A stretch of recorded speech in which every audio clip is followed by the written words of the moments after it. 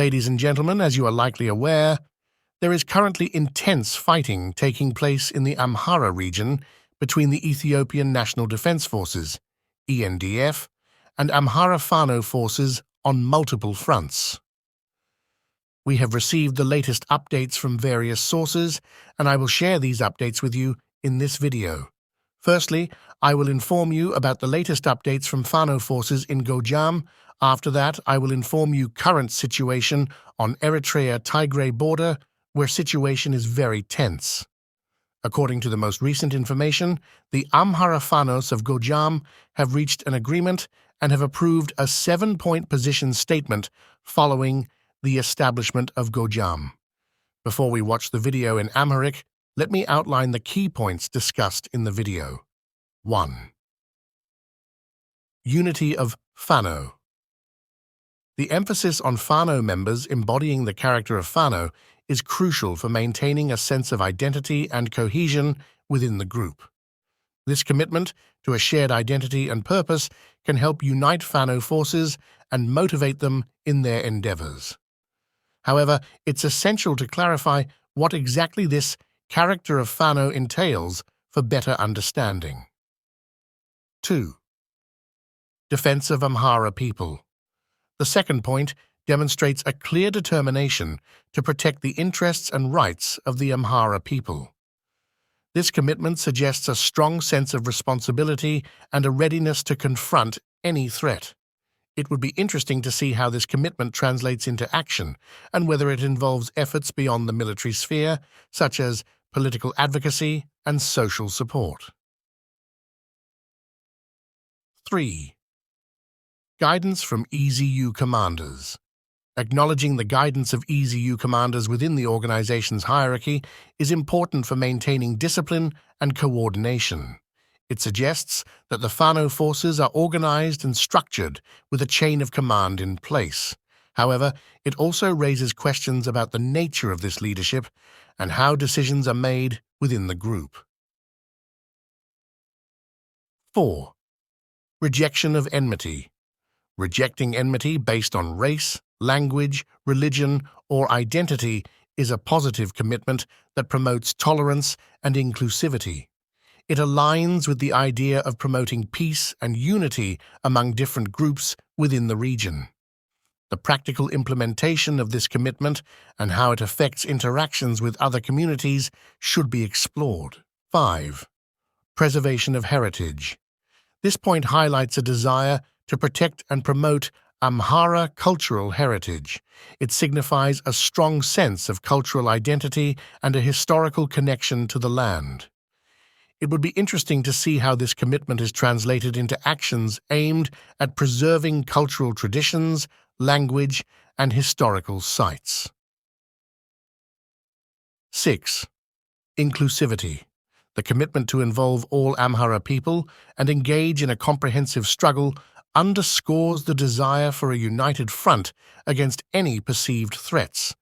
It would be valuable to explore how this inclusivity is put into practice, whether it involves political alliances, community engagement, or other forms of collaboration. 7. Internal unity and integrity. The final point stresses the importance of maintaining internal unity and integrity within the Fano forces. It reflects a concern for internal discipline and cohesion, which are vital for the success of any organized group. It would be helpful to understand how this commitment plays out in terms of group dynamics and accountability.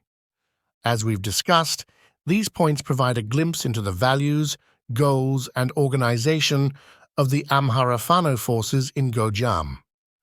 Let's watch the video, then we talk further. እኛ በጎጃም እዝ የምንገኝ የአማራ ፋኖዎች የጎጃም እዝ ምስረታን ተከትሎ የሚከተሉትን ባለ 7 የአቋም መግለጫ ከ8 ላይ በመድረስ አጽድቀናል። አንደኛ፣ ሁሉም በጎጃም እዝ የሚመራ ፋኖ የፋኖነትን ስነ ባህሪ የተላበሰ መሆን እንዳለበት ተስማምተናል።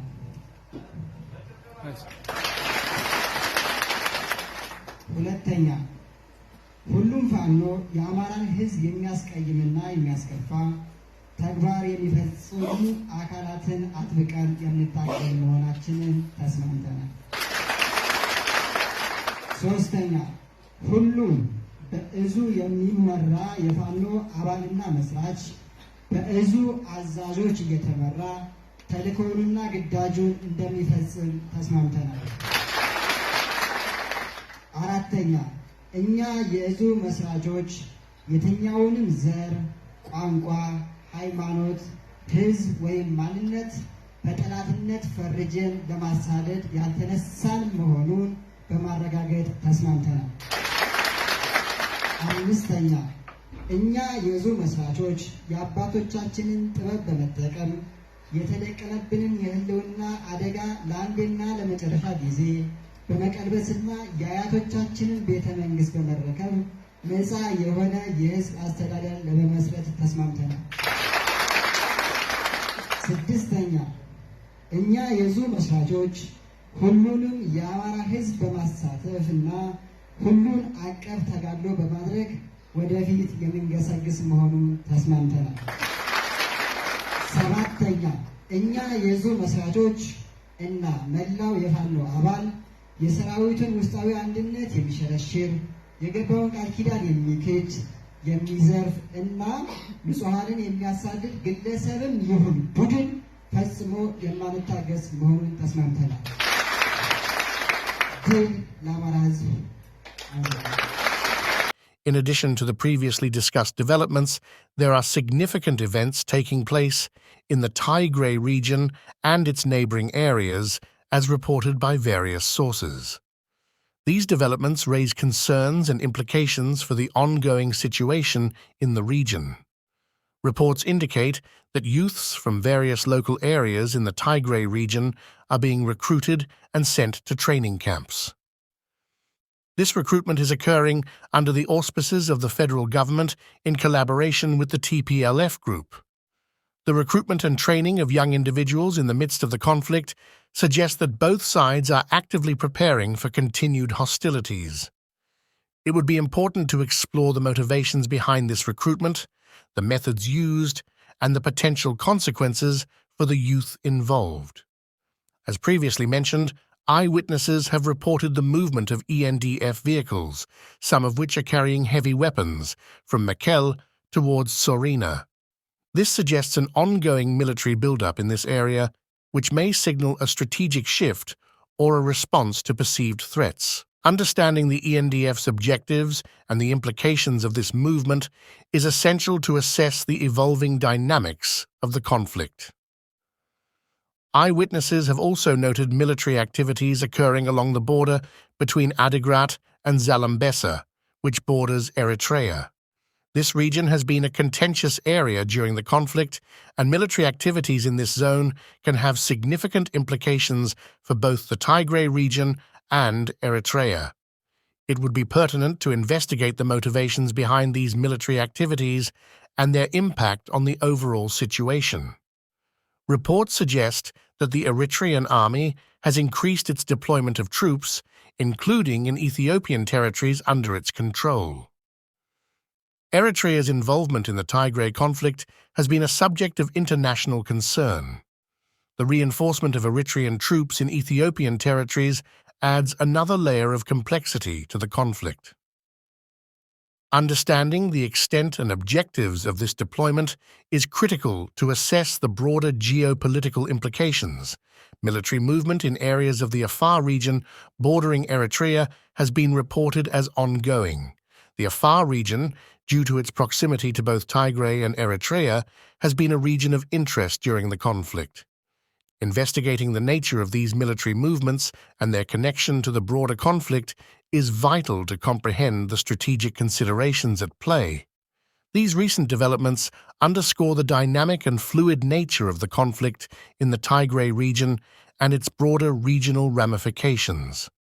The involvement of multiple actors, including the federal government, TPLF, ENDF, and Eritrean forces, adds complexity to the situation.